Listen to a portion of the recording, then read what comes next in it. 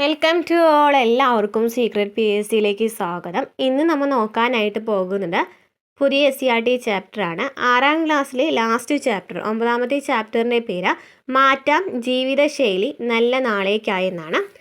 അപ്പോൾ ഈ ഒരു ചാപ്റ്ററിൽ ജീവിതശൈലി രോഗങ്ങളെ കുറിച്ചിട്ടാണ് കൂടുതലായിട്ട് പറയുന്നത്. നമ്മുടെ PSC പഠിക്കുന്നവർക്കറിയാം, ജീവിതശൈലി രോഗങ്ങളൊക്കെ നന്നായിട്ട് PSC ചോദിക്കുന്ന ക്വസ്റ്റ്യൻസ് ആണ്. അപ്പോൾ പൊതുജന ആരോഗ്യം എന്ന് പറയുന്ന ഒരു ഭാഗം തന്നെ നമുക്കുണ്ട് അല്ലേ. അപ്പോൾ ക്ലാസ്സുകൾ കാണാൻ ഇഷ്ടപ്പെടുകയാണെന്നുണ്ടെങ്കിൽ സപ്പോർട്ട് ചെയ്യുക. നമ്മുടെ ചാനലിൽ 5ാം ക്ലാസ് മുതൽ 10ാം ക്ലാസ് വരെയുള്ള എല്ലാ SCERT ക്ലാസ്സുകളും ചെയ്യുന്നുണ്ട്. പോരാതെ PSC previous question answers, repeated questions, അതുപോലെ തന്നെ തൊഴിൽ രീതിയിൽ നിന്നും എടുത്തിട്ടുള്ള ചോദ്യങ്ങൾ, അതുപോലെ തന്നെ ഓരോ സിലബസ് എടുത്തിട്ട് ആ സിലബസുമായി ബന്ധപ്പെട്ടിട്ടുള്ള SCERT ചാപ്റ്റേഴ്സ്, അതായത് ഒരു ടോപ്പിക് എടുത്തിട്ട് ആ ടോപ്പിക്കുമായി ബന്ധപ്പെട്ട് വരുന്ന എല്ലാ SCERT ചാപ്റ്റേഴ്സും നമ്മൾ കംപ്ലീറ്റ് ചെയ്യുന്നുണ്ട് കേട്ടോ. അപ്പോൾ ക്ലാസ്സുകൾ കാണാൻ ഉപകാരപ്രദമാണെന്ന് തോന്നുന്നുണ്ടെങ്കിൽ ഒന്ന് സപ്പോർട്ട് ചെയ്യാനും മറക്കരുത് കേട്ടോ. അപ്പോൾ നമുക്ക് ക്ലാസ്സിലേക്ക് കിടന്നാലോ. 9ാമത്തെ ചാപ്റ്ററിന്റെ പേരെന്താണ്? മാറ്റാം ജീവിതശൈലി നല്ല നാളേക്കായി. ഞങ്ങളുടെ കുട്ടിക്കാലത്തൊക്കെ സ്കൂളിൽ പോയിരുന്നത് 4-5 കിലോമീറ്റർ നടന്നിട്ടായിരുന്നു എന്ന് ഒരു മുത്തശ്ശൻ പറയുന്നുണ്ട് അല്ലേ. അപ്പോൾ എന്താണ് പറയുന്നത്? മോൻ എന്താ പറയുന്നത്? അപ്പൂപ്പൻ പഠിച്ച സ്കൂളിൽ തന്നെയാണല്ലോ ഞാനും പഠിക്കുന്നത്. ഞങ്ങൾക്കിപ്പോൾ ഒട്ടും നടക്കേണ്ട, ഇവിടെ ഗേറ്റിനടുത്ത് നിന്നാൽ മതി, സ്കൂൾ ബസ് വരും. കുട്ടിയും അപ്പൂപ്പനും തമ്മിലുള്ള സംഭാഷണം ശ്രദ്ധിച്ചില്ലേ? നിങ്ങൾ എങ്ങനെയാണോ സ്കൂളിൽ പോകുന്നത്? നടന്നിട്ടാണോ, വാഹനത്തിലാണോ? നിങ്ങളുടെ അപ്പൂപ്പനും അമ്മൂമ്മയും ഒക്കെ അവരുടെ കുട്ടിക്കാലത്ത് എങ്ങനെയാണോ സ്കൂളിൽ പോയിരുന്നതെന്നൊന്ന് ചോദിച്ച് അറിയാം കേട്ടോ. മുൻകാലത്ത് മിക്കവാറും എല്ലാ കുട്ടികളും സ്കൂളിൽ നടന്നാണ് പോയിട്ടുണ്ടായിരുന്നത്. ഈ ശീലം അക്കാലത്തെ കുട്ടികൾക്ക് എങ്ങനെയാണ് പ്രയോജനപ്പെട്ടിട്ടുണ്ടായിരിക്കാം? എങ്ങനെയായിരിക്കും? വ്യായാമമാണ് അല്ലേ അതെന്ന് പറയുന്നത് അല്ലേ. നമ്മൾ നടക്കുക എന്ന് പറയുന്നത് നമ്മുടെ ശരീരത്തിന് ഏറ്റവും ഉചിതമായിട്ടുള്ള കാര്യമാണ്. യാത്രാ സൗകര്യങ്ങളുടെ കാര്യത്തിൽ മാത്രമല്ല, ഇന്ന് പല മേഖലകളിലും മുൻകാലത്തെ അപേക്ഷിച്ച് വലിയ മാറ്റങ്ങൾ വന്നിട്ടുണ്ട്. ഈ മാറ്റങ്ങൾ നമ്മുടെ ജീവിതശൈലിയെ മെച്ചപ്പെടുത്തിയിട്ടുണ്ടോ? അതായത് നമുക്കറിയാം എന്താണ്, ടെലിഫോണിന് പകരം ഇപ്പോൾ എന്താണ് ഉപയോഗിക്കുന്നത്? മൊബൈൽ ഫോണാണ് ഉപയോഗിക്കുന്നത് അല്ലേ. അപ്പോൾ അങ്ങനെ കുറേ മാറ്റങ്ങൾ അന്നത്തെ ടെക്നോളജിയിൽ നിന്നും നമ്മളിപ്പോൾ എന്താണ് കുറച്ചും കൂടി പുരോഗമനം വന്നിട്ടുണ്ടെന്ന് നമുക്കറിയാം. അപ്പോൾ അങ്ങനെ അതായത് പഴയ കാലത്ത് ഉപയോഗിച്ചിരുന്ന ഉപകരണങ്ങളൊക്കെ ഉപയോഗിക്കുകയാണെന്നുണ്ടെങ്കിൽ അത് ജീവിതശൈലി രോഗവുമായിട്ട് എന്തെങ്കിലും ബന്ധമുണ്ടോ എന്നാണ് നോക്കുന്നത്. അപ്പോൾ നമുക്കറിയാം മിക്സി ഒക്കെ ഉണ്ട് അല്ലേ. അരക്കല്ലൊക്കെ ആണെന്നുണ്ടെങ്കിൽ പണ്ട് കാലത്ത് എങ്ങനെയാണ് മിക്സിക്ക് പകരം അരക്കല്ലായിരുന്നു ഉപയോഗിച്ചിട്ടുണ്ടായിരുന്നത് അല്ലേ, അമ്മിക്കല്ല് അല്ലേ. അപ്പം അത് ഉപയോഗിക്കുമെന്നാണ് ശരീരം നന്നായിട്ട് അനങ്ങുന്നുണ്ട് അല്ലേ. പിന്നെ മിക്സി ആയപ്പോൾ അത് അല്ലേ നമ്മുടെ ജീവിതശൈലി രോഗവുമായി ബന്ധപ്പെട്ടതാണ് അതല്ലേ, നമ്മുടെ ജീവിതശൈലിയുമായി ബന്ധപ്പെട്ടതാണല്ലേ. വ്യായാമം അവിടെ കുറയാണ് ചെയ്യുന്നത്. നോക്കിയും ഇവിടെ പറയുന്ന ഇതാണ്, ടെലഫോൺ സ്മാർട്ട് ഫോണായിട്ട് മാറിയിട്ടുണ്ട് അല്ലേ. നമുക്ക് അറിയാം ടെലഫോൺ എന്ന് പറയുന്നത് സ്മാർട്ട് ഫോണായിട്ട് മാറിയപ്പോൾ എന്ത് സംഭവിച്ചിട്ടുണ്ടായിരിക്കും? ഇപ്പോഴത്തെ ജീവിതശൈലിയുമായിട്ട് എന്തെങ്കിലും ഉണ്ടോ, എന്തെങ്കിലും കണക്ഷൻ ഉണ്ടോ എന്നാണ്. ഇപ്പോൾ നമുക്ക് സ്മാർട്ട് ഫോൺ ആയപ്പോൾ അതിൽ നമുക്ക് എല്ലാം കാണാനായിട്ട് സാധിക്കും. നമ്മൾ അവിടെ ഒരു ഭാഗത്ത് കുത്തിയിരുന്ന് കാണില്ലേ.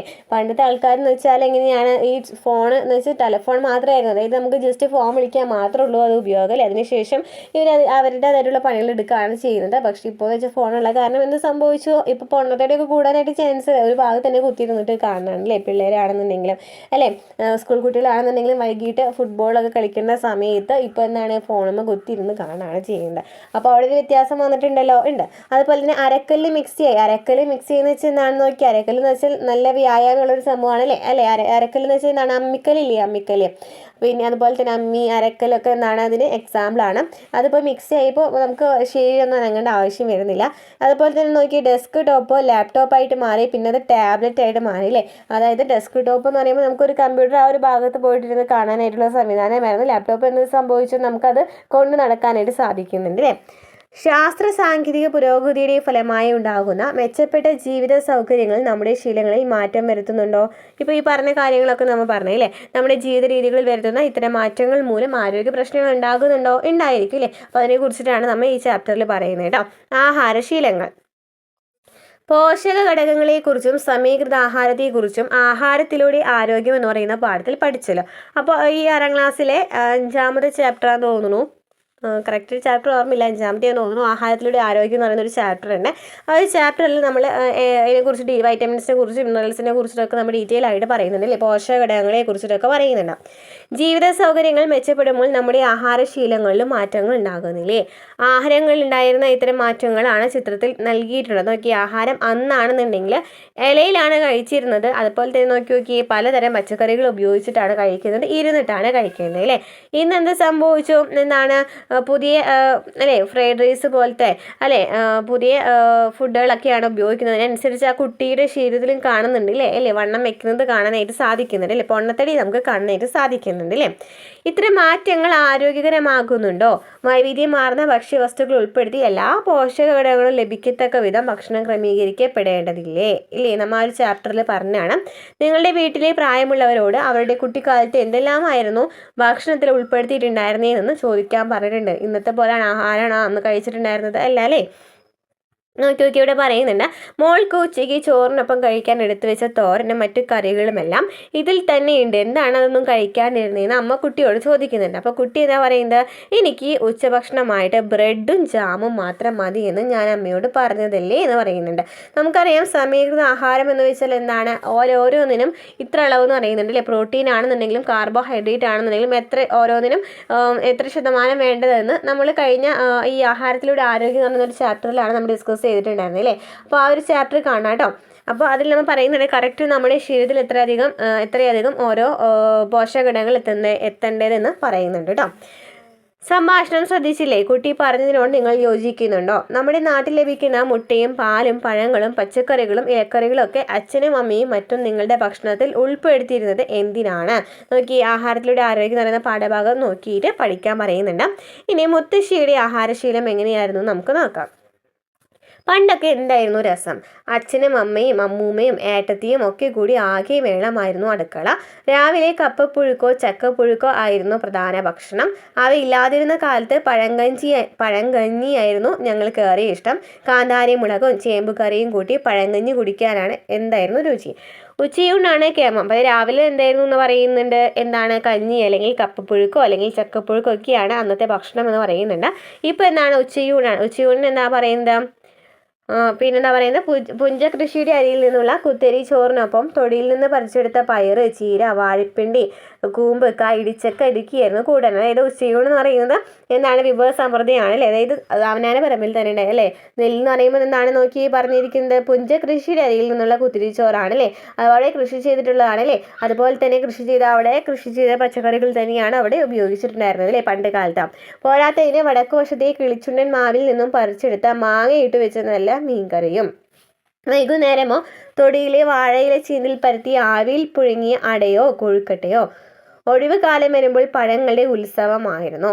മാമ്പഴം ചക്കപ്പഴം വാഴപ്പഴം പപ്പായ പേരയ്ക്ക പറങ്കി മാങ്ങ ഇവയൊക്കെയായിരുന്നു ഇടനേരങ്ങളിലെ ഭക്ഷണം. അവയൊക്കെ എന്തായിരുന്നു സ്വാദ്. എന്തൊക്കെയായിരുന്നു ഇടനേരങ്ങളിലെ ഭക്ഷണം? മാമ്പഴം ചക്കപ്പഴം വാഴപ്പഴം പപ്പായ പേരയ്ക്ക പറങ്കി മാങ്ങയൊക്കെയാണ് അല്ലേ. ഇപ്പോഴാണെങ്കിൽ ഇതൊന്നും കാണാൻ കൂടി കിട്ടില്ല, നമ്മൾ കടയിൽ നിന്ന് വാങ്ങുന്ന പലഹാരമാണ് കഴിക്കുന്നത് അല്ലേ. അപ്പോൾ മുത്തശ്ശി പറഞ്ഞത് ശ്രദ്ധിച്ചില്ലേ, അക്കാലത്തെ കൂട്ടുകുടുംബത്തെ പറ്റിയും അവരുടെ ഭക്ഷണശീലങ്ങളെ കുറിച്ചൊക്കെ നമുക്ക് മനസ്സിലായില്ലേ. മുത്തശ്ശിയുടെ ചെറുപ്പക്കാലത്തെ ആഹാരമാണോ നമ്മ ഇന്ന് കഴിക്കുന്നത്? അല്ല, നല്ല വ്യത്യാസം വന്നിട്ടുണ്ട് അല്ലേ. ജീവിത സാഹചര്യം മെച്ചപ്പെട്ടപ്പോൾ ആഹാരശീലങ്ങളിൽ മാറ്റമുണ്ടായി. ഇത്തരം മാറ്റങ്ങൾ ആരോഗ്യകരമായ ജീവിതത്തിന് പര്യാപ്തമല്ല. വൈവിധ്യമാർന്ന ഭക്ഷ്യവസ്തുക്കൾ ഉൾപ്പെടുത്തി എല്ലാ പോഷക ഘടകങ്ങളും ലഭിക്കത്തക്ക വിധം ഭക്ഷണം ക്രമീകരിക്കേണ്ടതുണ്ട്. ജീവിത സാഹചര്യം മെച്ചപ്പെട്ടപ്പോൾ എന്ത് സംഭവിച്ചു? ആഹാരശീലങ്ങളിൽ മാറ്റം ഉണ്ടായില്ലേ. ഇത്തരം മാറ്റങ്ങൾ ആരോഗ്യകരമായ ജീവിതത്തിന് പര്യാപ്തമല്ല. വൈവിധ്യമാർന്ന ഭക്ഷ്യവസ്തുക്കൾ ഉൾപ്പെടുത്തി എല്ലാ പോഷക ഘടകങ്ങളും ലഭിക്കത്തക്ക വിധം ഭക്ഷണം ക്രമീകരിക്കണം. ഇനി വയോജനങ്ങൾക്കൊപ്പം എന്താണ് പറയുന്നത്? അപ്പൂപ്പനോടും അമ്മൂമ്മയോടും കഥ പറഞ്ഞിരിക്കാൻ എല്ലാവർക്കും ഇഷ്ടമല്ലേ. അവരുടെ ആഹാരം ആഹാരശീലങ്ങൾ വീട്ടുപകരണങ്ങൾ വസ്ത്രധാരണം കൃഷി തൊഴിൽ സ്കൂൾ ജീവിതം അങ്ങനെ എന്തെല്ലാം കാര്യങ്ങൾ നിങ്ങൾ ജീവിക്കുന്ന കാലഘട്ടവുമായി ബന്ധപ്പെടുത്തി അവർക്ക് പറയാനുണ്ടായിരിക്കും. അപ്പൂപ്പനോടും അമ്മൂമ്മയോടും കഥ പറഞ്ഞിരിക്കാൻ എല്ലാവർക്കും ഇഷ്ടമല്ലേ. അവരുടെ ആഹാരം ആഹാരശീലങ്ങൾ വീട്ടുപകരണങ്ങൾ വസ്ത്രധാരണം കൃഷി തൊഴിൽ സ്കൂൾ ജീവിതം എന്നിങ്ങനെ എന്തെല്ലാം കാര്യങ്ങൾ നിങ്ങൾ ജീവിക്കുന്ന കാലഘട്ടവുമായി ബന്ധപ്പെടുത്തി അവർക്ക് പറയാനുണ്ടാവും. വയോജനങ്ങൾ നമ്മുടെ സമ്പത്താണ്, അതുകൊണ്ട് അവരെ ചേർത്തു പിടിക്കണം. അവരുമായി സ്നേഹം പങ്കിടാനും അവരുടെ ആരോഗ്യം സംരക്ഷിക്കുവാനും ആവശ്യങ്ങൾ നിറവേറ്റാനും നമ്മൾ ശ്രദ്ധിക്കണം. മുതിർന്നവരുടെ അറിവും കഴിവും അനുഭവങ്ങളും നമ്മൾ പരമാവധി പ്രയോജനപ്പെടുത്തണം. എല്ലാ വർഷവും ഒക്ടോബർ 1 വയോജന ദിനമായി ലോകമെമ്പാടും ആചരിക്കുന്നു. അപ്പോൾ വയോജന ദിനം എന്നാണ്? ഒക്ടോബർ 1 ഒക്ടോബർ 1 വയോജന ദിനം എന്നാണ് ഒക്ടോബർ 1. ആരോഗ്യത്തിന് ദോഷം വരുത്തുന്ന ആഹാരശീലങ്ങൾ. പച്ചക്കറികൾ, പഴവർഗ്ഗങ്ങൾ, ഇലക്കറികൾ, പരിപ്പ് വർഗ്ഗങ്ങൾ എന്നിവയുടെ കുറഞ്ഞ ഉപയോഗം. അല്ലേ, പച്ചക്കറികളൊക്കെ നന്നായിട്ട് കുറച്ച് ഉപയോഗിക്കുകയാണെന്നുണ്ടെങ്കിൽ അത് ആരോഗ്യത്തിന് ദോഷം വരുത്തുന്നുണ്ട്. അതുപോലെ തന്നെ വറുത്തെടുത്ത ആഹാര വസ്തുക്കളുടെ കൂടുതൽ ഉപയോഗം, കൂടുതലായിട്ട് വറുത്തെടുത്ത ആഹാര വസ്തുക്കൾ കഴിക്കുക. പഞ്ചസാര, ഉപ്പ്, എണ്ണ, നെയ്യ്, കൊഴുപ്പ് എന്നിവയുടെ അമിത ഉപയോഗം. പഞ്ചസാര, ഉപ്പ്, എണ്ണ, നെയ്യ്, കൊഴുപ്പ് എന്നിവയുടെ അമിത ഉപയോഗം. അതുപോലെ ബേക്കറി സാധനങ്ങളുടെ അമിത ഉപയോഗം, ഉപയോഗിച്ച എണ്ണ വീണ്ടും ഉപയോഗിക്കുന്നത്, സമയത്തിന് ആഹാരം കഴിക്കാതിരിക്കൽ എന്നിവയൊക്കെ എന്താണ്, ആരോഗ്യത്തെ ദോഷകരമായി ബാധിക്കുന്ന കാര്യങ്ങളാണ്. പച്ചക്കറികൾ, പഴവർഗ്ഗങ്ങൾ, ഇലക്കറികൾ, പരിപ്പ് വർഗ്ഗങ്ങൾ എന്നിവയുടെ കുറഞ്ഞ ഉപയോഗം, അതുപോലെ തന്നെ ആഹാര വസ്തുക്കൾ, വറുത്തെടുത്ത ആഹാര വസ്തുക്കൾ ഉപയോഗിക്കുന്നത്, ബേക്കറി സാധനങ്ങൾ കഴിക്കുന്നത്, അതുപോലെ തന്നെ പഞ്ചസാര, ഉപ്പൊക്കെ ഉള്ള നന്നായിട്ടുള്ള ഭക്ഷണങ്ങൾ കഴിക്കുന്നത്, എണ്ണ ഉപയോഗിച്ചത് വീണ്ടും ഉപയോഗിക്കുന്നത്, അതുപോലെ തന്നെ സമയത്തിന് ആഹാരം കഴിക്കാതിരിക്കുന്നതൊക്കെ എന്താണ്, ആഹാരവുമായിട്ട് അല്ലെ, ആഹാരവുമായി ബന്ധപ്പെട്ട് ആരോഗ്യത്തിന് ദോഷം വരുത്തുന്ന ശീലങ്ങളാണ്. ആഹാര രീതിയിൽ ദോഷകരമായ മാറ്റങ്ങൾ എന്തൊക്കെയാണ് നോക്കി നോക്കിയേ. TV കണ്ടുകൊണ്ടിരുന്നിട്ട് ഫുഡ് കഴിക്കുന്നുണ്ട്, ഇത് അശ്രദ്ധയോടെയാണ് കഴിക്കുന്നത് അല്ലേ. TV കണ്ടത് മതി, ഇനി കുറച്ച് സമയം പുറത്തു പോയി കളിക്കും മോനെ എന്ന് ഇവിടെ പറയുന്നുണ്ട്. നിങ്ങൾ കഴിക്കാൻ ഇഷ്ടപ്പെടുന്ന ചില ഭക്ഷണ പദാർത്ഥങ്ങൾ തന്നിട്ടുണ്ട് അല്ലേ. ഈ ഭക്ഷണ പദാർത്ഥത്തിൽ അടങ്ങിയിട്ടുള്ള പ്രധാന പോഷകഘടകങ്ങൾ എന്തെല്ലാമായിരിക്കും നോക്കി നോക്കി. ചിലതിലാണെന്നുണ്ടെങ്കിൽ പോഷകഘടകങ്ങൾ കൂടുതലായിരിക്കും അല്ലേ, ചിലതിലാണെന്നുണ്ടെങ്കിൽ പോഷകഘടകങ്ങൾ കുറവായിരിക്കും അവിടെ ഉണ്ടായിരിക്കാം. ഇനി ഉയരവും തൂക്കവും കൂടുതൽ ആഹാരം കഴിച്ചാൽ നല്ല ആരോഗ്യമുണ്ടാവോ നോക്കി നോക്കാം. വളർച്ച പരിശോധിക്കുവാനുള്ള ഒരു മാർഗമാണ് തൂക്ക പരിശോധന, അതായത് ബോഡി മാസ് ഇൻഡെക്സ് അല്ലെങ്കിൽ BMI എന്ന് പറയുന്നത്. ഒരാൾക്ക് ഉയരത്തിനനുസരിച്ച് തൂക്കമുണ്ടോ എന്ന് ഈ പരിശോധനയിലൂടെ കണ്ടെത്താനായിട്ട് നമുക്ക് സാധിക്കും. ഇതെങ്ങനെയാണ് കണക്കാക്കുന്നത് നോക്കി നോക്കിയേ എങ്ങനെയാണ് കണക്കാക്കുന്നത്. അതായത് BMI കാണുന്നതിനായിട്ട് ആദ്യം തന്നെ നമ്മൾ തൂക്കം നോക്കാം. ആ തൂക്കത്തിനെ നമ്മൾ ഡിവൈഡ് ചെയ്യാണ് എന്തുകൊണ്ട്, ഉയരവുമായിട്ടും. അത് ഉയരം മീറ്ററിലായിട്ടുള്ളതിൽ അത് സ്ക്വയർ ചെയ്യുക. അതായത് ഉയരത്തിന് നമ്മൾ അതായത് തൂക്കം ബൈ ഉയരം ഇൻറ്റു ഉയരം എന്ന് പറയുന്നതാണ് BMIയുടെ എന്തെന്ന് പറയുന്നത്, BMI കാൽക്കുലേറ്റ് ചെയ്യുന്നത്. അതായത് ഉയരവും ഭാരവും ആദ്യം കണ്ടെത്തണം. ഉയരം പോയിട്ട് അതുപോലെ തന്നെ ഭാരവും കണ്ടെത്തുക. അതിനുശേഷം ഭാരത്തെ ഉയരം കൊണ്ട് ഹരിച്ച് കിട്ടുന്നതിനാണ് ബോഡി മാസ് ഇൻഡെക്സ് എന്ന് പറയുന്നത്. നോക്കി ഇവിടെ എത്രയാണ്, 25 കിലോഗ്രാം ആണല്ലേ. ഒരു കുട്ടിക്ക് 25 കിലോഗ്രാം തൂക്കമാണ് എങ്കിൽ അത് ഡിവൈഡ് ചെയ്യുമ്പോൾ ഉയരം ഇൻറ്റു ഉയരം ചെയ്യുമ്പോൾ എത്രയാണ് ആൻസർ കിട്ടുന്നതെന്ന് നോക്കാം. ഓക്കെ, അപ്പോൾ നമുക്കൊരു BMIയുടെ ഒരു വാല്യൂ കിട്ടും. ആ വാല്യൂ നോക്കിയിട്ടാണ് നമ്മൾ എന്ത് ചെയ്യുന്നത്, ഏത് അവസ്ഥയാണെന്ന് കണക്കാക്കുന്നത്. അതായത് ഇപ്പോൾ നമ്മൾ തൂക്കം നോക്കുക, ഉയരം നോക്കുക. തൂക്കത്തിന് നമ്മൾ ഉയരം 2 പ്രാവശ്യം ഡിവൈഡ് ചെയ്യണോ. അതായത് തൂക്കം ബൈ ഉയരം ഇൻറ്റു ഉയരം ചെയ്താൽ മാത്രമാണ് നമുക്ക് ആ ഒരു വാല്യൂ കിട്ടുള്ളൂ. നോക്കി ഇവിടെ നമുക്ക് 18.5 കുറവാണ് കിട്ടുന്നതെങ്കിൽ അവിടെ എന്താണ്, ഭാരക്കുറവാണെന്ന് പറയാം. ആ കുട്ടിക്ക് എന്താണ്, ഭാരക്കുറവാണെന്ന് പറയാം. 18.5 മുതൽ 24.9 ആണെന്നുണ്ടെങ്കിൽ അത് ശരിയായ ഭാരമാണ്. 25 മുതൽ 29.9 ആണെങ്കിലോ അമിതവണ്ണമാണ്. 30.34.9 ആണെങ്കിൽ പൊണ്ണത്തടി 1-ാം ഘട്ടം. 35 മുതൽ 39.9 മുതൽ പൊണ്ണത്തടി 2-ാം ഘട്ടം. 40-ന് മുകളിലാണെന്നുണ്ടെങ്കിൽ പൊണ്ണത്തടി 3-ാം ഘട്ടമായിരിക്കും. ഓക്കെ, അപ്പം നമുക്ക് BMI ഒക്കെ ഇതുപോലെ തന്നെ പരിശോധിച്ച് കണ്ടെത്താനാണ് പറയുന്നത് കേട്ടോ. ഭാരക്കുറവുണ്ടെങ്കിൽ നമ്മൾ എന്ത് ചെയ്യണം, ഭാരക്കുറവുണ്ടെങ്കിൽ എന്ത് പരിഹാരമാണ് ചെയ്യേണ്ടത്, ഭാരം കൂടുതലാണെന്നുണ്ടെങ്കിൽ എന്ത് പരിഹാരമാണ് ചെയ്യേണ്ടത് നോക്കിയൊക്കെ. ശരീരഭാരം സാധാരണയിൽ കൂടുന്ന അവസ്ഥയാണ് അമിതവണ്ണം എന്ന് പറയുന്നത് അല്ലേ. നന്നായിട്ട് എക്സസൈസ് ഒക്കെ ചെയ്യുകയാണെന്നുണ്ടെങ്കിൽ നമുക്ക് എന്ത് ചെയ്യാനായിട്ട് പറ്റും, ഫുഡും കൺട്രോൾ ചെയ്യണം അല്ലേ. അമിതമായിട്ടുള്ള ആഹാര പദാർത്ഥങ്ങൾ പുറത്തുനിന്ന് വാങ്ങിച്ചു കഴിക്കുന്നു, വറുത്തെടുത്ത് നമ്മൾ പറഞ്ഞില്ലേ തെറ്റായ ശീലങ്ങളൊക്കെ, അതൊക്കെ ചെയ്യുകയാണെന്നുണ്ടെങ്കിൽ എന്താണ്, അമിതവണ്ണം ആകുന്നതിനുള്ള ചാൻസ് ഉണ്ട്. അപ്പോൾ ഈ ഒരു രോഗാവസ്ഥയിലേക്ക് നയിക്കും. അപ്പോൾ അമിതവണ്ണം അല്ലെങ്കിൽ പൊണ്ണത്തടി എന്നൊക്കെ പറയുന്നതാണ് ഒരു ജീവിതശൈലി രോഗമാണ് കേട്ടോ. പ്രായത്തിന് അനുയോജ്യമായ ആരോഗ്യകരമായ ആഹാരശീലങ്ങൾ പാലിക്കേണ്ടതുണ്ട്. കൃത്യസമയത്ത് ആഹാരം കഴിക്കണം അല്ലേ, അത് ശരിയാണ് അല്ലേ. അമിതമായി ഭക്ഷണം കഴിക്കണോ വേണ്ട അല്ലേ. ഓരോ ഭക്ഷ്യവസ്തുക്കൾ അടങ്ങിയ ആഹാരം എന്നും കഴിക്കണം, അത് ശരിയാണ് അല്ലേ. ഇടയ്ക്കിടെ ഒരേ ഭക്ഷ്യവസ്തുക്കൾ അടങ്ങിയെന്നാണ് പറഞ്ഞിരിക്കുന്നത്. ഒരേ ഭക്ഷ്യവസ്തുക്കൾ അടങ്ങിയ ആഹാരം കഴിക്കാനായിട്ട് പറ്റില്ല, അല്ലാത്തിൽ നിന്നും വേണം അല്ലേ, സമീകൃത ആഹാരമായിരിക്കണം. അപ്പോൾ തെറ്റാണ്. ഇടയ്ക്കിടെ ആഹാരം കഴിക്കുന്നു, അതുപോലെ തന്നെ പഴങ്ങൾ, പച്ചക്കറികൾ, ഇലക്കറികൾ എന്നിവ ധാരാളമായി ആഹാരത്തിൽ ഉൾപ്പെടുത്തുന്നതൊക്കെ എന്താണ് ശരിയായിട്ടുള്ള കാര്യമാണ് അല്ലേ. ആവശ്യമായ അളവിൽ ആഹാരം കഴിക്കേണ്ട കാര്യമുണ്ടോ, ഇല്ല. അപ്പോൾ ഇതൊക്കെ ഒന്ന് ജസ്റ്റ് വായിച്ചിട്ടൊന്ന് ടിക്ക് ഇടാനായിട്ട് ശ്രദ്ധിക്കൂ കേട്ടോ. ഓരോരുത്തരും ചെയ്യുന്ന കാര്യങ്ങളാണ് ഇവിടെ പറയുന്നത്. ഇനി ആഹാരവും വ്യായാമവും. ഡോക്ടർ, എൻ്റെ മൂത്ത മകൾ വളരെ മെലിഞ്ഞിരിക്കുന്നു, വിശപ്പും തീരെയില്ല, എന്താണ് ചെയ്യേണ്ടത്? അപ്പോൾ എന്താ പറയുന്നത്, ശരീരം മെലിഞ്ഞിരിക്കുന്നത് കാര്യമായി എടുക്കേണ്ടതില്ല, വളരുന്ന പ്രായമല്ലേ, കുറച്ച് കഴിയുമ്പോൾ ശരിയാകുമെങ്കിലും ആവശ്യത്തിന് പോഷകാഹാരം ഉറപ്പാക്കണം. തടി കൂടുമെന്ന് പറഞ്ഞ് ചേച്ചി കുറച്ച് ഭക്ഷണമേ കഴിക്കുന്നുള്ളൂ ഡോക്ടർ എന്ന് പറയുന്നുണ്ട്.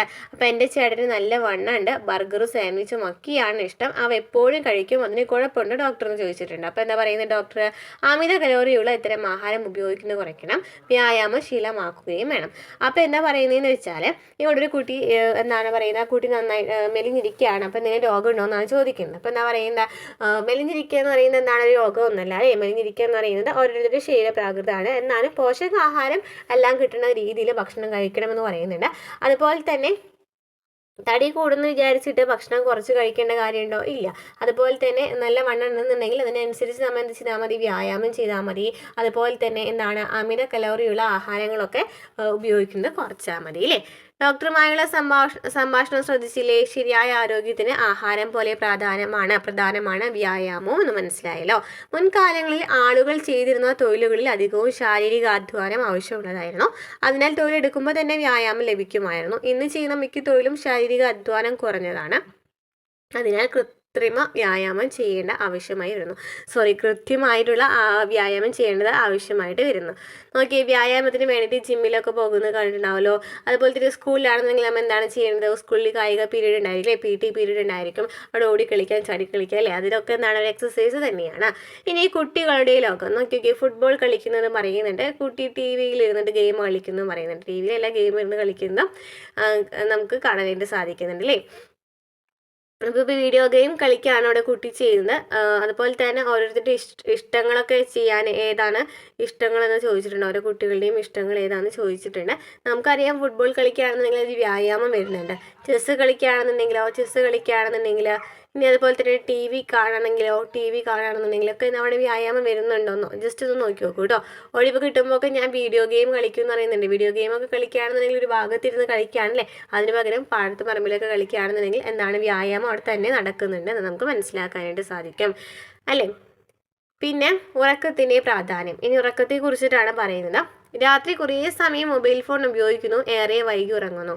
കുറേ സമയം മൊബൈൽ ഫോൺ ഉപയോഗിക്കുകയാണ്, അതുപോലെ തന്നെ രാത്രി വൈകി ഉറങ്ങുന്നു എന്ന് പറയുന്നത് തെറ്റായ ശീലമാണോ? തെറ്റായ ശീലമാണ് അല്ലേ. എന്നാൽ രാത്രി അധികം വൈകാതെ കിടക്കുന്നു, സുഖമായി ഉറങ്ങുന്നു എന്ന് പറയുന്നത് ശരിയായിട്ടുള്ള കാര്യമാണ് അല്ലേ. അപ്പോൾ നോക്കിയേ, ഉറക്കക്കുറവ് കൊണ്ടുണ്ടാകുന്ന അല്ലെങ്കിൽ മൊബൈൽ ഫോണിൻ്റെ അമിത ഉപയോഗം മൂലം ഉണ്ടാകുന്ന ആരോഗ്യ പ്രശ്നങ്ങൾ എന്തൊക്കെയാണ്?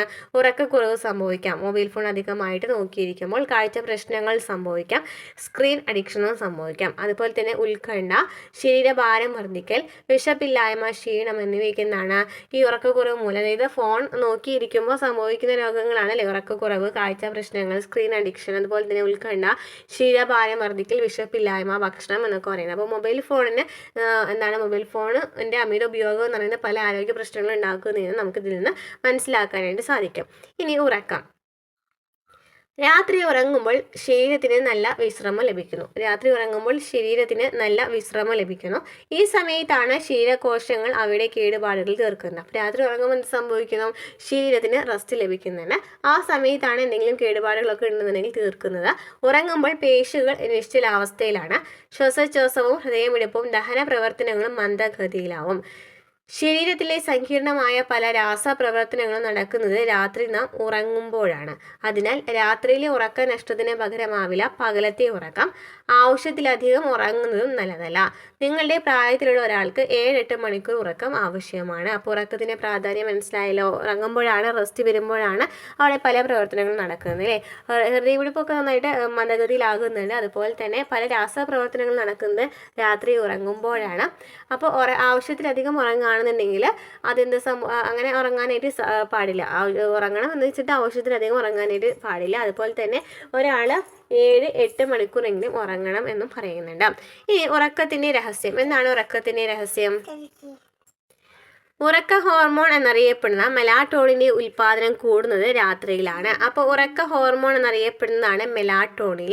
മെലാറ്റോണിൻ കൂടുന്നത് ഏത് സമയത്താണ്? രാത്രി ഉറങ്ങുമ്പോഴാണ്.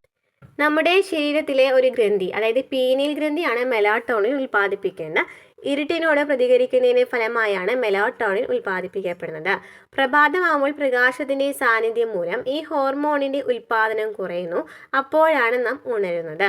ഉണർന്നിരിക്കുന്നതിന് പ്രചോദനം നൽകുന്നവയാണ് കാപ്പി, ചായ, കോള എന്നിവ. അതിനാൽ രാത്രി ഉറങ്ങുന്നതിന് മുമ്പ് ഇവ കുടിക്കരുത്. ക്ഷീണം, ഏകാഗ്രതയില്ലായ്മ, ഉന്മേഷക്കുറവ്, പെട്ടെന്നുള്ള ദേഷ്യം തുടങ്ങിയവ ഉറക്കമില്ലായ്മയുടെ ഫലമായിട്ടുണ്ടാവാം. അല്ലെ, ഉറക്കമില്ലായ്മ ആണെന്നുണ്ടെങ്കിൽ, ഉറക്കമില്ലാന്നുണ്ടെങ്കിൽ ക്ഷീണം ഉണ്ടാവാം, ഏകാഗ്രതയില്ലായ്മ, ഉന്മേഷക്കുറവ്, പെട്ടെന്നുള്ള ദേഷ്യമൊക്കെ എന്താണ് ഉറക്കമില്ലാത്തതിൻ്റെ ഫലമായിട്ടാണ്. അല്ലേ, അപ്പോൾ ഉറക്കം എന്ന് പറയുന്നത് ആരാണ് ഉറക്കത്തിനെ കൺട്രോൾ ചെയ്യുന്ന ആരാണ്? മെലാറ്റോണിൻ. ആരാണ് ഉൽപ്പാദിപ്പിക്കുന്നത്? പീനിയൽ ഗ്രന്ഥിയാണ് ഉൽപ്പാദിപ്പിക്കുന്നത്. ഡീറ്റെയിൽ ആയിട്ട് നമ്മൾ അടുത്ത 9ാം ക്ലാസ്സിലൊക്കെ നമ്മൾ ഡീറ്റെയിൽ ആയിട്ട് ഇതിനെക്കുറിച്ച് പറയുന്നുണ്ട് കേട്ടോ. അപ്പം ഓരോരുത്തരുടെ ഉറക്കത്തിൻ്റെ സമയമൊക്കെ അവിടെ ചോദിക്കുന്നുണ്ട്. ഇനി പ്രമേഹം, ഡയബറ്റീസ്. മധുരമില്ലാത്ത ചായയാണോ നീ കുടിക്കുന്നത്? ഇത് ഈ പ്രായത്തിൽ നിനക്ക് പ്രമേഹം വന്നോ എന്ന് ചോദിക്കുന്നുണ്ട് അല്ലേ. പ്രമേഹം വരാൻ ഇപ്പോൾ പ്രായമൊന്നുമില്ല. ഇന്നലെ രാവിലെ ഭക്ഷണത്തിന് മുമ്പ് ഷുഗർ പരിശോധിച്ചപ്പോൾ 170 ആയിരുന്നു. ഞാൻ ഇടയ്ക്കിടയ്ക്ക് ഷുഗർ ചെക്ക് ചെയ്യുന്നുണ്ടെന്ന് പറയുന്നുണ്ട്. അപ്പോൾ പ്രമേഹം എന്ന് വെച്ചാൽ എത്രയാണ് അളവ് വേണ്ടത് നമ്മുടെ ശരീരത്തിൽ? 100 മില്ലി ലിറ്റർ രക്തത്തിലെ പഞ്ചസാരയുടെ സാധാരണ അളവ് 70 മുതൽ 100 മില്ലിഗ്രാം ആണ്. 70 മുതൽ 100 മില്ലിഗ്രാം ആണ്. 70 മുതൽ 120ഒക്കെയാണ് നമ്മൾ പറയാറില്ലേ. 70 മുതൽ 110 വരെയാണ് പറയാറ്. നമുക്ക് ടെക്സ്റ്റ് ബുക്കിൽ തന്നിരിക്കുന്നത് 100 ആണ്. അപ്പോൾ 70 മുതൽ 100 വരെയാണ് മില്ലിഗ്രാം ആണ് നമ്മുടെ ശരീരത്തിലെ പ്രമേഹത്തിൻ്റെ അളവ്, അല്ലെങ്കിൽ സാധാരണ പഞ്ചസാരയുടെ അളവ് എന്ന് പറയുന്നത്. രക്തത്തിലെ പഞ്ചസാരയുടെ അളവ് ക്രമാതീതമായിട്ട് ഉയരുന്ന രോഗത്തെയാണ് പ്രമേഹം എന്ന് പറയുന്നത്. അപ്പോൾ പ്രമേഹം എന്ന് വെച്ചെന്താണ്? ഈ പഞ്ചസാരയുടെ അളവ് നന്നായിട്ട് കൂടാണെന്നുണ്ടെങ്കിൽ എന്ന് പറയാം പ്രമേഹമാണെന്ന് പറയാം. അതായത് 100, 110, 120 മുകളിലൊക്കെ ആണെന്നുണ്ടെങ്കിൽ നമുക്ക് എന്ന് പറയാം പ്രമേഹമാണ് എന്ന് പറയാം. അപ്പോൾ പ്രമേഹമാണ് എന്ന് പറയാം. അപ്പോൾ നമ്മുടെ രക്തത്തിലെ പഞ്ചസാരയുടെ അളവ് എന്ന് പറയുമ്പോൾ എത്രയാണ്? 70 മുതൽ 110 വരെയാണ് അളവ് എന്ന് പറയുന്നത്. അത് കൂടാണെന്നുണ്ടെങ്കിൽ 120 മുകളിലൊക്കെ പോവുകയാണെന്നുണ്ടെങ്കിൽ നമുക്ക് എന്ന് പറയാം പ്രമേഹമാണ് എന്ന് പറയാം. എന്തൊക്കെയാണ് പ്രമേഹത്തിന്റെ ലക്ഷണങ്ങൾ നോക്കിയേ. അമിത വിശപ്പ് ശരിയാണ് അല്ലെ, അമിത വിശപ്പ്. അതുപോലെ തന്നെ അതിയായ ദാഹം, അമിതമായി മൂത്രമൊഴിക്കൽ, തളർച്ച, മുറിവുണങ്ങാൻ താമസം എന്നിവയൊക്കെ എന്താണ് പ്രമേഹത്തിന്റെ ലക്ഷണങ്ങളാണ്. അമിത വിശപ്പ്, അതിയായ ദാഹം, അമിതമായി മൂത്രമൊഴിക്കൽ, തളർച്ച, മുറിവുണങ്ങാൻ താമസം എന്നിവയൊക്കെ എന്താണ് പ്രമേഹത്തിന്റെ ലക്ഷണങ്ങളാണ്. ഇവ മാത്രം നിരീക്ഷിച്ച് പ്രമേഹമുണ്ടെന്ന് ഉറപ്പാക്കാനായിട്ട് കഴിയില്ല. രക്തം, മൂത്രം എന്നിവയ പരിശോധനയിലൂടെ പ്രമേഹം കണ്ടെത്താനായിട്ട് സാധിക്കും. പ്രമേഹം നിയന്ത്രിച്ചില്ലെങ്കിൽ അത് മസ്തിഷ്കാഘാതം, വൃക്കരോഗങ്ങൾ, കാഴ്ചക്കുറവ് എന്നിങ്ങനെ പലതരം ഗുരുതര ആരോഗ്യ പ്രശ്നങ്ങൾക്കും കാരണമാകും. മസ്തിഷ്കാഘാതം, വൃക്കരോഗങ്ങൾ, കാഴ്ചക്കുറവ് എന്നിവയ്ക്കൊക്കെ ഈ പ്രമേഹം കാരണമാകുന്നുണ്ട്. അപ്പോൾ നോക്കി നാം എന്ത് ചെയ്യണം? നിത്യേന വ്യായാമം ചെയ്യണം, ഭക്ഷണം നിയന്ത്രിക്കണം, അതുപോലെ തന്നെ പുകവലി, മദ്യപാനം, ലഹരി ഉപയോഗം തുടങ്ങിയ ദുശ്ശീലങ്ങൾ ഒഴിവാക്കുക എന്ന് പറയുന്നത് എന്തൊക്കെയാണ്? പ്രമേഹത്തിൻ്റെ രോഗനിയന്ത്രണ മാർഗങ്ങളാണ്. എന്തൊക്കെയാണ്? ഭക്ഷണം നിയന്ത്രിക്കുക, നിത്യേന വ്യായാമം ചെയ്യുക, പുകവലി, മദ്യപാനം, ലഹരി ഉപയോഗം തുടങ്ങിയ ദുശ്ശീലങ്ങൾ ഒഴിവാക്കുക. ഇനി ഇൻസുലിനും പ്രമേഹവും തമ്മിൽ എന്തെങ്കിലും ബന്ധമുണ്ടോ? ഉണ്ട് അല്ലേ. നമ്മുടെ ശരീരത്തിൽ അതായത് പാൻക്രിയാസ് എന്ന് പറയുന്ന ഒരു ഗ്രന്ഥിയുണ്ട്. ഓക്കെ, ഡീറ്റെയിൽ ആയിട്ട് നമുക്ക് അടുത്ത ക്ലാസ്സുകളിൽ പഠിക്കാം കേട്ടോ. പാൻക്രിയാസ് എന്ന് പറയുന്ന ഗ്രന്ഥിയുണ്ട്. ഈ പാൻക്രിയാസ് ഉണ്ടല്ലോ, പാൻക്രിയാസ് ഉൽപ്പാദിപ്പിക്കുന്ന കോശങ്ങളാണ് ആൽഫയും ബീറ്റയും. ആൽഫ കോശങ്ങളുണ്ട്, അതുപോലെ തന്നെ ബീറ്റ കോശങ്ങളുണ്ട്. ആൽഫ കോശങ്ങളുണ്ട്, ബീറ്റ കോശങ്ങളുണ്ട്. ഈ ബീറ്റ കോശങ്ങളാണ് ഇൻസുലിൻ ഉൽപ്പാദിപ്പിക്കുന്നത്. ആൽഫ കോശങ്ങൾ ഗ്ലൂക്കഗോൺ ആണ് ഉൽപ്പാദിപ്പിക്കുന്നത്. ഓക്കെ, ജസ്റ്റ് ഒന്ന് അറിഞ്ഞിരിക്കാം. ഇനി ശരീരത്തിലെ ഗ്ലൂക്കോസിന്റെ അളവ് നിയന്ത്രിക്കുന്ന പാൻക്രിയാസ് ഉൽപ്പാദിപ്പിക്കുന്ന ഇൻസുലിൻ എന്ന ഹോർമോണാണ്. ആരാണ് ഇൻസുലിൻ കണ്ടെത്തിയത്? ഫ്രെഡറിക് ബാൻഡിങ്ങും ജോൺ മെക്കലോയിഡ് എന്നീ ശാസ്ത്രജ്ഞരാണ് 1921 ഇൻസുലിൻ ഹോർമോൺ കണ്ടെത്തിയത്. ഫ്രെഡറിക് ബാൻഡിങ്ങും ജോൺ മെക്കലോയിഡ് എന്നീ ശാസ്ത്രജ്ഞരാണ് 1921 എന്ത് കണ്ടെത്തിയത്? ഇൻസുലിൻ കണ്ടെത്തിയത്. ഇൻസുലിൻ ഉൽപ്പാദിപ്പിക്കുന്ന കോശങ്ങളുടെ നാശം കാരണം ശരീരത്തിന് ആവശ്യമായത്ര ഇൻസുലിൻ ഉൽപ്പാദിപ്പിക്കപ്പെടാത്ത അവസ്ഥയാണ് ടൈപ്പ് 1 പ്രമേഹം എന്ന് പറയുന്നത്. ഇത് കുട്ടികളിലാണ് സാധാരണയായിട്ട് കണ്ടുവരുന്നത്. അപ്പോൾ നമുക്കറിയാം പ്രമേഹം എന്ന് വെച്ചാൽ എത്രയാണ്? 2 തരത്തിലുണ്ട്. ഓക്കെ, ടൈപ്പ് 1 പ്രമേഹമുണ്ട്, ടൈപ്പ് 2 പ്രമേഹമുണ്ട്. ടൈപ്പ് 1 പ്രമേഹം എന്ന് വെച്ചാൽ സാധാരണ കുട്ടികളിൽ ജനിക്കുന്ന സമയത്ത് തന്നെ ഉണ്ടാകുന്നതാണ് ടൈപ്പ് 1 പ്രമേഹം. അതായത് അവരെ പ്രതിരോധത്തിൻ്റെ ഫലമായിട്ട് നമ്മൾ പറഞ്ഞ ബീറ്റാ കോശങ്ങളാണ് ഇൻസുലിൻ ഉൽപ്പാദിപ്പിക്കുന്നത്. ആ ബീറ്റാ കോശങ്ങൾ ഇവർ തന്നെ സ്വയം നശിപ്പിക്കുകയാണ് ചെയ്യുന്നത്. അപ്പോൾ എന്ത് സംഭവിക്കും? ഇൻസുലിൻ എന്ന് പറയുന്നത് ഉൽപ്പാദിപ്പിക്കപ്പെടുന്നില്ല അല്ലേ. അതാണ് ആ ഒരു അവസ്ഥേനെയാണ് ടൈപ്പ് 1 പ്രമേഹം എന്ന് പറയുന്നത്. എന്നാൽ ഉൽപ്പാദിപ്പിക്കുന്ന ഇൻസുലിൻ ഉപയോഗിക്കാൻ കഴിയാതെ വരികയോ ശരീരത്തിന് ആവശ്യമായത്ര അളവിൽ ഇല്ലാതെ വരികയോ ചെയ്യുന്ന അവസ്ഥയാണ് ടൈപ്പ് 2 പ്രമേഹം എന്ന് പറയുന്നത്. ഇൻസുലിൻ എന്ന് പറയുന്നത് ശരിയായിട്ട് ഉപയോഗിക്കാനായിട്ട് സാധിക്കുന്നില്ല, അല്ലെങ്കിൽ ഇൻസുലിൻ എന്ന് പറയുന്നത് കുറവാണെന്നുണ്ടെങ്കിൽ എന്തുണ്ടാകും? ടൈപ്പ് 2 പ്രമേഹം ഉണ്ടാകും. അതാണ് സാധാരണയായിട്ട് നമ്മൾ എല്ലാവർക്കും കാണപ്പെടുന്ന പ്രമേഹം എന്ന് പറയുന്നത്. കൂടുതലായിട്ട് 40 വയസ്സിന് മുകളിലുള്ളവരൊക്കെയാണ് ആദ്യം കണ്ടിരുന്നത്, ഇപ്പോൾ അതിനും താഴെയും കാണുന്നുണ്ട് അല്ലേ. നാം സാധാരണയായി കണ്ടുവരുന്നത് ടൈപ്പ് 2 പ്രമേഹമാണ്. ടൈപ്പ് 1 പ്രമേഹത്തിന് ജീവിതകാലം മുഴുവൻ ഇൻസുലിൻ കുത്തിവെക്കണം. കാരണം എന്താണ്? ജന്മനാ മുതൽ ഉണ്ടാകുന്നതാണ് അല്ലേ. എന്നാൽ ടൈപ്പ് 2 പ്രമേഹം ശരിയായ ജീവിതശൈലിയിലൂടെയും മരുന്നുകളിലൂടെയും നിയന്ത്രിക്കാനായിട്ട് സാധിക്കും. അതായത് ടൈപ്പ് 1 പ്രമേഹം എന്ന് പറയുന്നത് ജനിക്കുന്ന സമയത്ത് തന്നെ കുട്ടികളിൽ ഉണ്ടാകുന്ന രോഗമാണ്. ഇതെന്ന് പറയുന്നത് ജനിതക രോഗമാണോ ജീവിതശൈലി രോഗമാണെന്ന് ചോദിച്ചാൽ നമുക്ക് എന്താ പറയാം? ജനിതക രോഗമാണ് അല്ലേ, ജീവിതശൈലി രോഗമല്ല. കാരണം എന്താണ്? ജനിക്കുന്ന സമയത്ത് തന്നെ ഉണ്ടാകുന്ന രോഗമാണ്. ഇത് നമുക്ക് ഇൻസുലിൻ കുത്തിവെക്കണം. എന്നും ഇൻസുലിൻ, അതായത് ഇൻസുലിൻ ഡിപ്പെൻഡൻ്റ് ആണെന്ന് പറയാം. അതായത് ഇൻസുലിൻ ഇല്ലാതെ അവർക്ക് ജീവിക്കാനായിട്ട് സാധിക്കില്ല. പക്ഷേ നമുക്ക് ഈ ജീവിതശൈലി രോഗം എന്ന് പറയുമ്പോൾ എല്ലാന്നുണ്ടെങ്കിൽ ടൈപ്പ് 2 പ്രമേഹം എന്ന് വെച്ചാൽ എന്താണ്? ജീവിതശൈലി രോഗമാണെന്ന് പറഞ്ഞു അല്ലേ. അതാണെന്നുണ്ടെങ്കിൽ നമുക്ക് വ്യായാമത്തിലൂടെയും ആഹാര നിയന്ത്രണത്തിലൂടെയും ഒക്കെ നമുക്ക് കുറയ്ക്കാനായിട്ട് സാധിക്കും. ഇനി നമ്മൾ നെക്സ്റ്റ് പഠിക്കുന്ന ജീവിതശൈലി രോഗമാണ് രക്തസമ്മർദ്ദം അല്ലെങ്കിൽ ബ്ലഡ് പ്രഷർ എന്ന് പറയുന്നത്, BP അല്ലേ. BP അല്പം കൂടുതലാണല്ലോ. ഭക്ഷണത്തിൽ ഉപ്പിൻ്റെ അളവ് കുറയ്ക്കണം, നന്നായി ഉറങ്ങുകയും വ്യായാമം ചെയ്യുകയും വേണം. അപ്പോൾ എന്താണ് രക്തസമ്മർദ്ദം അല്ലെങ്കിൽ ബ്ലഡ് പ്രഷർ എന്ന് വെച്ചാൽ എന്താണ്? രക്തക്കുഴലുകളിലൂടെ ഒഴുകുമ്പോൾ രക്തക്കുഴലുകളുടെ ഭിത്തികളിൽ ചെലുത്തുന്ന മർദ്ദത്തെയാണ് രക്തസമ്മർദ്ദം എന്ന് പറയുന്നത്.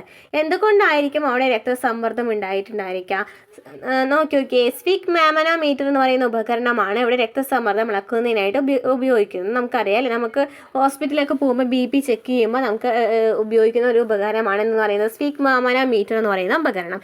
ഈ ഉപകരണം ഉപയോഗിച്ചാണ് രക്തസമ്മർദ്ദം അളക്കുന്നത്. ഈ ഉപകരണത്തിൽ 120/80 mmHg റീഡിംഗ് ആണ് കാണിക്കുന്നതെങ്കിൽ സാധാരണ രക്തസമ്മർദ്ദ നിരക്കാണ്. അപ്പോൾ സാധാരണ രക്തസമ്മർദ്ദ നിരക്കിന് അളവ് എത്രയാണ്? 120/80 ആണ് റീഡിംഗ് കാണിക്കുന്നു. പുകവലി, പൊണ്ണത്തടി, പൊട്ടാസ്യത്തിൻ്റെ കുറവ്, ഉപ്പിൻ്റെ അമിത ഉപയോഗം, പ്രായാധിക്യം എന്നിവ സാധാരണ രക്തസമ്മർദ്ദ നിരക്കിൽ വ്യതിയാനം വരുത്തുന്നതിന് ഇടയാക്കുന്നു. അപ്പോൾ എന്തൊക്കെയാണ് പറയുന്നത്? പുകവലി, പൊണ്ണത്തടി, പൊട്ടാസ്യത്തിൻ്റെ കുറവ്, ഉപ്പിൻ്റെ അമിത ഉപയോഗം, പ്രായാധിക്യം എന്നിവയ്ക്ക് എന്താണ്? രക്തസമ്മർദ്ദത്തിന് കാരണമാകുന്നുണ്ട്. അപ്പോൾ രക്തസമ്മർദ്ദം എന്നാണ് പഠിച്ചല്ലോ, 120/80 ആണ് പറയുന്നത്. അതുപോലെ തന്നെ പൊട്ടാസ്യത്തിൻ്റെ കുറവ്, പുകവലി മൂലം എന്ത് സംഭവിക്കാം? BP ഉണ്ടാകാം. പൊണ്ണത്തടി മൂലം എന്ത് സംഭവിക്കുന്നുണ്ട്? BP ഉണ്ടാകുന്നുണ്ടെന്ന് പഠിച്ചു വയ്ക്കുക. ഈ നെക്സ്റ്റ് ആണ് കൊളസ്ട്രോൾ എത്രയാണ് പറയുന്നത് നോക്കിയേ. നമ്മുടെ ശരീരത്തിൽ ശരിക്കും പറഞ്ഞാൽ നല്ല കൊളസ്ട്രോളും ഉണ്ട്, ചീത്ത കൊളസ്ട്രോളും ഉണ്ട്. എണ്ണയിൽ പൊരിച്ചെടുത്ത ചില ആഹാര വസ്തുക്കളുടെ ചിത്രം കാണുന്നുണ്ട് അല്ലേ. എണ്ണയിൽ പൊരിച്ചെടുത്ത ആഹാരമാണോ ആവിയിൽ വേവിച്ചെടുത്ത ആഹാരമാണോ കൂടുതൽ ഇഷ്ടം? നമുക്ക് എന്താണ്? പൊരിച്ചെടുത്തതായിരിക്കും അല്ലേ. ശരിക്കും പറഞ്ഞാൽ പൊരിച്ചെടുത്ത ആഹാര വസ്തുക്കളുടെ ഉപയോഗം കുറയ്ക്കണം. കാരണം എന്താണ്? അതിൽ നന്നായിട്ട് കൊഴുപ്പ് അടങ്ങിയിട്ടുണ്ടായിരിക്കും. നോക്കിയേ, കൊളസ്ട്രോൾ എന്ന് വെച്ചാൽ എന്താണ്? കൊഴുപ്പാണെന്ന് പറയുന്നത് കൊളസ്ട്രോൾ എന്ന് പറയുന്നത്. മൊത്തം കൊളസ്ട്രോൾ 20 mg/dl താഴെയുള്ളതാണ് എന്നതാണ് ശരിയായിട്ടുള്ള അവസ്ഥ എന്ന് പറയുന്നത്. അതായത് മൊത്തം കൊളസ്ട്രോൾ 20 mg/dl, അതായത് 200 താഴെയാണെന്നുണ്ടെങ്കിൽ നമുക്കിന്ന് പറയാം അത് കൊളസ്ട്രോൾ ആണ് എന്ന് പറയാം. അതായത് കൊളസ്ട്രോളിന് ശരിക്കുള്ള അളവ് എന്താണെന്ന് പറയാം. കൊളസ്ട്രോൾ നല്ല കൊളസ്ട്രോൾ ഉണ്ട്, ചീത്ത കൊളസ്ട്രോൾ ഉണ്ട്. അധികമുള്ള ചീത്ത കൊളസ്ട്രോൾ രക്തക്കുഴലുകളിൽ അടിഞ്ഞുകൂടി രക്തപ്രവാഹത്തിന് തടസ്സമുണ്ടാക്കുന്നത് ഹൃദയാഘാതത്തിന് കാരണമാകുന്നു. ഇത് കരളിനെ ദോഷകരമായി ബാധിക്കുന്നു. അതായത് ചീത്ത കൊളസ്ട്രോൾ എന്ന് വെച്ചാൽ, ചീത്ത കൊളസ്ട്രോൾ നമ്മുടെ ശരീരത്തിൽ കുറച്ചളവിലുണ്ടായിരിക്കും. ഈ ചീത്ത കൊളസ്ട്രോൾ ഒരു 120 തോന്നുന്നു, 120ഒക്കെയാണ് ചീത്ത കൊളസ്ട്രോൾ ഉണ്ടായിരിക്കുക. ഈ കൊളസ്ട്രോൾ എന്ന് പറയുന്നത് നമ്മുടെ ശരീരത്തിലെ രക്തധമനികളിലൊക്കെ അല്ലെങ്കിൽ രക്തക്കുഴലുകളിലൊക്കെ പറ്റി പിടിക്കുമ്പോൾ എന്ത് സംഭവിക്കും? രക്തം ഒഴുകാനായിട്ട് സാധിക്കില്ല. അപ്പോൾ നമുക്കറിയാം നമ്മുടെ ശരീരത്തിൽ രക്തം എപ്പോഴും പമ്പ് ചെയ്തുകൊണ്ടിരിക്കണം അല്ലേ. അപ്പോൾ ഇങ്ങനെ രക്തം ഒഴുകാതാവുമ്പോഴാണ്, അതായത് ഇപ്പോൾ നമുക്ക് കൊറോണറി ധമനിയൊക്കെ ഉണ്ടല്ലോ, ഹൃദയവുമായി ബന്ധപ്പെട്ട ധമനിയാണ് അല്ലേ. അവിടെയൊക്കെ ഇതുപോലെ തന്നെ ഈ ചീത്ത കൊളസ്ട്രോളൊക്കെ പറ്റി പിടിച്ചിരിക്കുകയാണെന്നുണ്ടെങ്കിൽ എന്ത് സംഭവിക്കും? ഹൃദയാഘാതം സംഭവിക്കും അല്ലേ. ഹൃദയാഘാതം സംഭവിക്കും. എന്നാൽ നല്ല കൊളസ്ട്രോൾ കൂടുന്നതിനനുസരിച്ച് ഹൃദയാഘാത സാധ്യത കുറയുന്നു. വ്യായാമം ചെയ്യുമ്പോൾ ശരീരത്തിൽ നല്ല കൊളസ്ട്രോൾ ആണ് വർദ്ധിക്കുന്നത്. അതുപോലെ മത്തി, അയല, ഇലക്കറികൾ, പയറുവർഗ്ഗങ്ങൾ, നിലക്കടല, വാൾനട്ട് തുടങ്ങിയ ആഹാര പദാർത്ഥങ്ങളും നല്ല കൊളസ്ട്രോൾ കൂട്ടാനായിട്ട് സഹായിക്കുന്നുണ്ട്. മത്തി, അയല, ഇലക്കറികൾ, പയറുവർഗ്ഗങ്ങൾ, നിലക്കടല, വാൾനട്ട് എന്നിവയൊക്കെ എന്താണ്? ഈ ആഹാര പദാർത്ഥങ്ങളൊക്കെ നല്ല കൊളസ്ട്രോൾ കൂട്ടാനായിട്ട് സഹായിക്കുന്നുണ്ട്. അപ്പം എന്താണ് പറഞ്ഞത്? കൊളസ്ട്രോൾ എന്ന് പറയുന്നത് 20 താഴെയാണെന്നുണ്ടെങ്കിൽ നമുക്ക് എന്ന് പറയാം മൊത്തം കൊളസ്ട്രോളിൻ്റെ അളവ് എത്രയാണ് 200 താഴെയായിരിക്കാം. അതുപോലെ തന്നെ നല്ല കൊളസ്ട്രോൾ ഉണ്ട്, ചീത്ത കൊളസ്ട്രോൾ ഉണ്ട്, ഓരോരുത്തരിലും വ്യത്യസ്തമാണ്. ഇപ്പോൾ സ്ത്രീകളിലാണെന്നുണ്ടെങ്കിൽ 50 മുതൽ 60 വരെയാണ് വരുന്നത്, പുരുഷന്മാരിലാണെങ്കിൽ 40 മുതൽ 50 വരെയാണ് വരുന്നത്. അപ്പോൾ ഇതെന്ന് പറയുന്നത് 120 ഒക്കെ ആണെന്നുണ്ടെങ്കിൽ അത് നല്ല കൊളസ്ട്രോൾ ആയിരിക്കും. ചീത്ത കൊളസ്ട്രോൾ ഇങ്ങനെ കൂടുമ്പോൾ എന്ത് സംഭവിക്കും? ഈ രക്തധമനികളിലൊക്കെ ഇത് പറ്റിപ്പിടിച്ചിരിക്കുകയാണ് അല്ലേ. അപ്പോൾ എന്ത് സംഭവിക്കും? രക്തം നന്നായിട്ട് ഒഴുകാനായിട്ട് സാധിക്കില്ല. അപ്പോൾ എന്ത് സംഭവിക്കും? ഹൃദയാഘാതം ഉണ്ടാകും. ജീവിതശൈലി രോഗങ്ങൾ. ജീവിതശൈലിയിൽ വന്ന മാറ്റങ്ങളും അതുമൂലം ഉണ്ടാവാനിടയുള്ള ചില ആരോഗ്യ പ്രശ്നങ്ങളുമാണ് നാം ഇതുവരെ ചർച്ച ചെയ്തത്. എന്താണ് ജീവിതശൈലി രോഗങ്ങൾ എന്ന് വെച്ചാൽ, ജീവിതശൈലി രോഗങ്ങൾ ഉണ്ടാകുന്നത് രോഗാണുക്കൾ കൊണ്ടല്ല, മറിച്ച് തെറ്റായ ജീവിതശൈലി തുടരുന്നത് കൊണ്ടാണ്. തെറ്റായ ജീവിതശൈലി മൂലമുണ്ടാകുന്ന രോഗങ്ങളെയാണ് ജീവിതശൈലി രോഗങ്ങൾ എന്ന് പറയുന്നത്. ഇത് പ്രധാനമായിട്ടും അനാരോഗ്യകരമായ ഭക്ഷണശീലങ്ങൾ, വ്യായാമക്കുറവ്, അല്പനിദ്ര, പുകവലി, മദ്യപാനം, മാനസിക സമ്മർദ്ദം തുടങ്ങിയവ മൂലമാണ് ഉണ്ടാകുന്നത്. ചെറുപ്പം മുതലേ ശരിയായ ജീവിതശൈലി പിന്തുടർന്നാൽ ഈ രോഗങ്ങളൊക്കെ നമുക്ക് അകറ്റി നിർത്താനായിട്ട് സാധിക്കും. ക്യാൻസർ, ഹൃദ്രോഗങ്ങൾ, കരൾ വീക്കം, പൊണ്ണത്തടി, ടൈപ്പ് 2 പ്രമേഹം, വിഷാദരോഗം, രക്തത്തിലുണ്ടാകുന്ന അമിത സമ്മർദ്ദം എന്നിവയ്ക്ക് എന്താണ് ജീവിതശൈലി രോഗങ്ങൾക്ക് ഉദാഹരണമാണ്. ക്യാൻസർ എന്നാണ് ജീവിതശൈലി രോഗമാണ്. ഹൃദ്രോഗങ്ങൾ, കരൾ വീക്കം, പൊണ്ണത്തടി, ടൈപ്പ് 2 പ്രമേഹം, വിഷാദരോഗം, രക്തസമ്മർദ്ദമൊക്കെ എന്താണ് അമിത രക്തസമ്മർദ്ദമൊക്കെ ജീവിതശൈലി രോഗങ്ങൾക്ക് ഉദാഹരണമാണ്. നോക്കിക്കേ, വീട്ടിനുള്ളിൽ ഇരുന്ന് ഇലക്ട്രോണിക് ഗെയിം കളിക്കുന്നു. അപ്പോൾ അതുമായി ബന്ധപ്പെട്ട ആരോഗ്യ പ്രശ്നങ്ങൾ എന്താണ്? കാഴ്ച സംബന്ധമായ പ്രശ്നങ്ങൾ, കഴുത്തിലും മുതുകിലും പേശികൾക്ക് വേദന, പൊണ്ണത്തടിയൊക്കെ ഉണ്ടാകാനായിട്ട് ചാൻസ് ഉണ്ട്. നല്ല ജീവിതശൈലി എന്താണ്? ഉപേക്ഷിക്കാം ലഹരി പദാർത്ഥങ്ങൾ, ശീതളപാനീയങ്ങൾ കുറയ്ക്കാം, ഉപ്പിൻ്റെ അമിത ഉപയോഗം കുറയ്ക്കാം, പൊരിച്ച ആഹാര പദാർത്ഥങ്ങൾ കുറയ്ക്കാം, അതുപോലെ തന്നെ നല്ല ഉറക്കശീലം ഉണ്ടാക്കുക, അതുപോലെ തന്നെ വ്യായാമം ചെയ്യുക, പഴങ്ങളും പച്ചക്കറികളും കഴിക്കുക, അതുപോലെ പുകവലി ഉൽപ്പന്നങ്ങളൊക്കെ എന്താണ് കുറയുന്നതാണ് ജീവിതശൈലി രോഗം കുറയ്ക്കുന്നതിനായിട്ട് നമ്മളെ സഹായിക്കുന്ന കാര്യങ്ങളാണ്. ഇനി ശാരീരിക പ്രശ്നങ്ങളും ഉണ്ടാകാം, മാനസിക പ്രശ്നങ്ങളും ഉണ്ടാകാം, സാമൂഹിക പ്രശ്നങ്ങളും ഉണ്ടാകാം. ശരീരത്തിൻ്റെ രോഗപ്രതിരോധ ശേഷി കുറയുന്നു. ശാരീരിക പ്രശ്നങ്ങളിലേക്കാണ് ശരീരത്തിൻ്റെ രോഗപ്രതിരോധ ശേഷി കുറയും. എന്താണ്? മദ്യമയക്കുമരുന്നൊക്കെ നന്നായിട്ട് ഉപയോഗിക്കുമ്പോൾ അല്ലേ, നമുക്ക് തെറ്റായ ജീവിതശൈലി മൂലമുണ്ടാകുന്ന ആരോഗ്യ പ്രശ്നങ്ങളാണ്. തെറ്റായ ജീവിതശൈലി മൂലമുണ്ടാകുന്ന രോഗങ്ങളെക്കാളും കൂടുതലായിട്ടുള്ളൊരു പ്രശ്നമാണ് എന്ന് പറയുന്നത് പുകവലി, മദ്യം, മയക്കുമരുന്ന് എന്നിവ. ഇത് ഉണ്ടാകുന്ന ശാരീരിക പ്രശ്നങ്ങൾ എന്തൊക്കെയാണ്? ശരീരത്തിൻ്റെ രോഗപ്രതിരോധ ശേഷി കുറയുന്നു, ഓർമ്മശക്തിയും വിവേചന ശക്തിയും കുറയുന്നു, ഹൃദയ ശ്വാസകോശ സംബന്ധിയായ രോഗങ്ങൾക്ക് കാരണമാകുന്നു. ശരീരത്തിൻ്റെ രോഗപ്രതിരോധ ശേഷി കുറയുന്നു, ഓർമ്മശക്തി, വിവേചന ശക്തിയും കുറയുന്നു, ഹൃദയ ശ്വാസകോശ സംബന്ധിയായ രോഗങ്ങൾക്ക് കാരണമാകുന്നു. ഇനി മാനസിക പ്രശ്നങ്ങൾ എന്താണ്? ഉത്കണ്ഠ, വിഷാദം മുതലായവ ഉണ്ടാകുന്നു, നിയമവിരുദ്ധ പ്രവർത്തനങ്ങൾ ചെയ്യുവാനുള്ള പ്രേരണ ഉണ്ടാകുന്നു, പെട്ടെന്ന് അക്രമാസക്തരാകുന്നു. മാനസിക പ്രശ്നങ്ങളാണ് അതൊക്കെ. എന്താണ്? മാനസിക പ്രശ്നങ്ങളാണ്. ഇനി സാമൂഹിക പ്രശ്നങ്ങൾ എന്താണ്? കുടുംബത്തോടും അതുപോലെ തന്നെ സുഹൃത്തുക്കളോടും അകലം പാലിക്കുന്നു, തെറ്റായ സുഹൃത്ത് ബന്ധം സൃഷ്ടിക്കുന്നു, പഠനത്തിൽ താല്പര്യം കുറയുന്നു. അപ്പോൾ ലഹരി പദാർത്ഥങ്ങൾ മൂലമുണ്ടാകുന്ന പ്രശ്നങ്ങൾ ശാരീരികമായിട്ടും മാനസികമായും സാമൂഹികമായും പ്രശ്നങ്ങൾ ഉണ്ടാകുന്നു എന്ന് നമുക്ക് മനസ്സിലായി.